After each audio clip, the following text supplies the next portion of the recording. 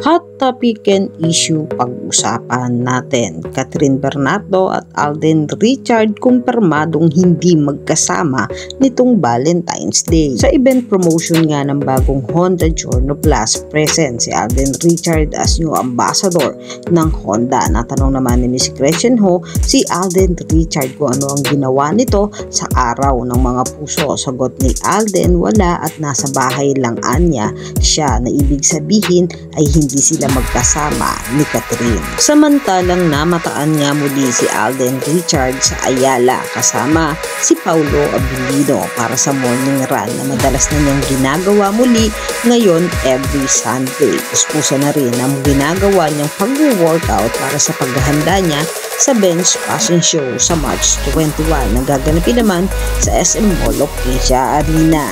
Muli namang nabuhaya ng mga fans ng Kat din na maglabas ang bench ng video ni Kat para sa bench body of work. Makikitang lutang na lutang ang kaseksihan ni Kat sa kanyang photoshoot sa bench. Excited naman ang mga fans ng Kat din dahil finally ay makikita na nila si Kat at Alden na magkasamang muli sa iisang event. Samantalang nag-viral nga muli sa Netflix ang pelikula nila Kat at Alden na Hello Love Again na inabangan ng mga fans na muli nilang mapanood ang pelikula. Kayo mga katambalan, ano ang masasabi nyo? Mag-comment lang sa comment section at pag-usapan natin.